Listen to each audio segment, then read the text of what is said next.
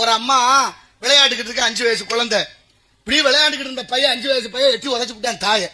பல்லு விழுந்துருச்சு, ஒரே உதையில பல்லு விழுந்து வச்சு. பல்லு விழுந்து போனா சிரிக்கிறா கிடந்து. பக்கத்துல இருந்த அம்மா கேக்குற, பல்லு விழுந்து ரத்தம் வருது, நீ ஏன் சிரிச்சுக்கிட்டு கிடக்குறேன்னு கேட்டான். அவ சொன்னா, வந்தா வந்துட்டு போகுது, நான் ரத்தத்தை பாலாக்கி கொடுத்து வளர்த்தேன் பத்தியா, என் பிள்ளையோட 5 வயசு தெம்பப்பாரு, என் பல்லு விழுந்து வச்சு, அப்ப எவ்வளவு தெம்பா இருக்கிறேன் என் பிள்ளை, அப்புறம் நான் சிரிக்காம என்ன செய்ய.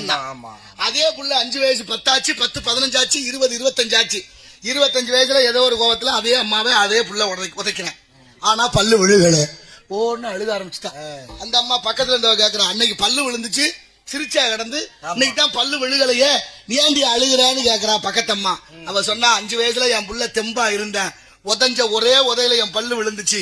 25 வயசு ஆகி போய் என் புள்ள தெம்பு கட்டு போனானே, என் பல்லு விழுகலையே, என் புள்ள தெம்பு இல்லாம இருக்கானேன்னு அழுகுறேன்னா. இதான் பெத்த மனம் பித்து, பிள்ளை மனம் கல்.